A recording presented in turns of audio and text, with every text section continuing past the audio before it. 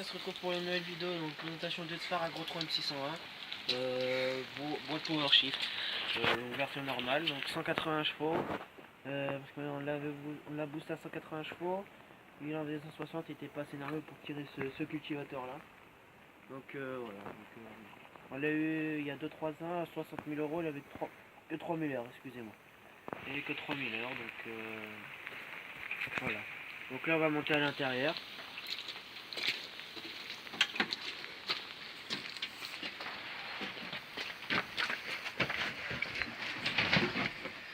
Donc, on se retrouve à l'intérieur de la cabine. Donc, comme je vous disais, boîte normale, donc pas de power shift. Donc, boîte manuelle, donc à chaque vitesse il y a lente, manuelle, lente, moyenne, haute.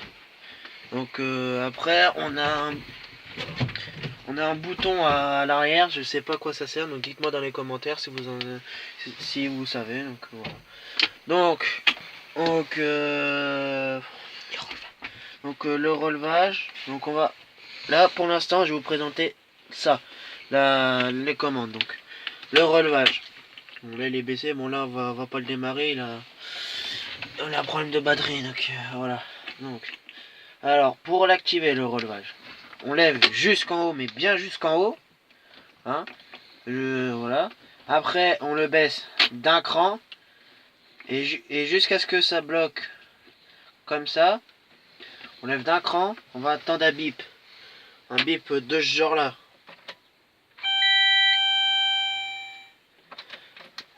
Mais plusieurs fois, on va l'entendre.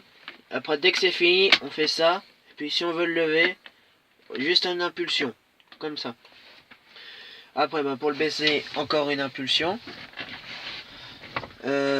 Après, donc, pour le baisser, une impulsion. Et puis voilà. C'est franchement, quand on est vraiment pas habitué, qu'on est habitué aux anciens relevages, les anciens relevages qui étaient circulaires, mouvement circulaire, ça change. Donc là, c'est le passage des gammes. Donc, on baisse, on rétrograde, et puis quand on lève, on augmente les gammes. Donc là, ce bouton, c'est pour enregistrer les accélérations. Par exemple, j'accélère à fond en ligne droite, j'appuie comme ça 2 secondes, 2 secondes je crois, ouais. Et après, on peut partir. Mais moi je m'en utilise jamais, hein, donc voilà. Donc ça, c'est pour les 4 roues motrices, ce bouton là. Ça, alors là, je m'en sers presque jamais, hein. Vas-y, dis Mathis. Donc là, c'est pour les roues. Donc ah oui, donc là, c'est pour que ça tourne plus. Pour que les roues tournent, fassent un tour de plus dans les bouts. Et puis ça, ASM, c'est pour que on adhère un peu plus. Et là, c'est surtout ce bouton, faut jamais l'activer. Parce que c'est comme ça qu'on casse les arbres de roues. Une année, notre grand-père on avait un vieux tracteur qui malheureusement remplacé par celui-là. Un Sphare Agrotron 120, Zinc Protected, donc la version avant les MK3. Donc mon grand-père avait appuyé sur ce bouton. Notre. Et finalement, vous voyez ça. Si on le laisse trop longtemps, ça casse les moyeux. Pourquoi? Parce que dans les bouts, ça c'est censé bloquer. Et papy avait oublié de l'enlever sur la route. Et forcément, ça a cassé l'arbre de moyeu.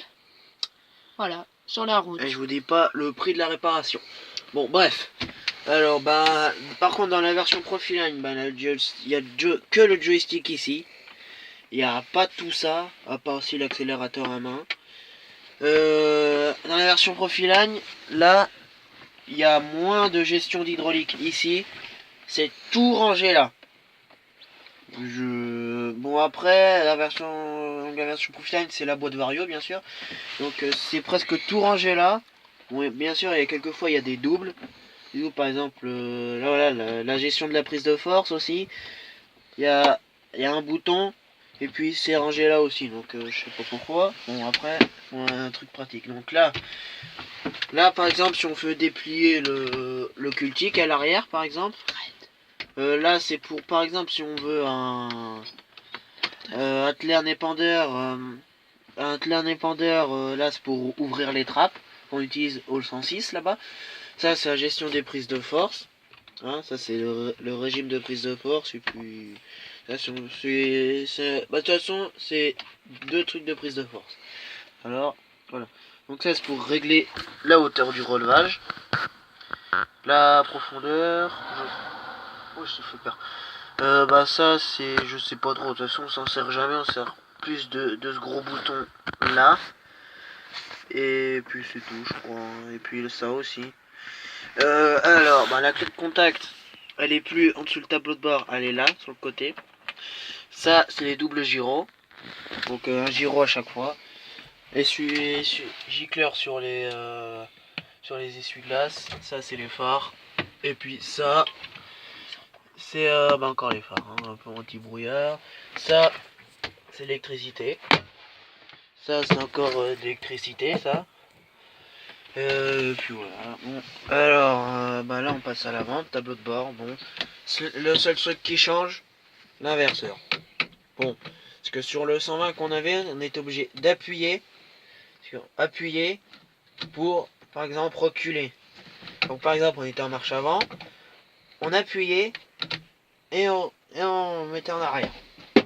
Bon, c'était pas pratique quand on n'était pas habitué. Mais bon, après, il y a le coup de main, enfin le coup de pouce plutôt. Après, ça c'est pour le pont avant, pour le baisser ou le stabiliser aussi. Ça c'est les phares, le phare, les warnings. Oh merde, putain, j'ai encore vidé la batterie.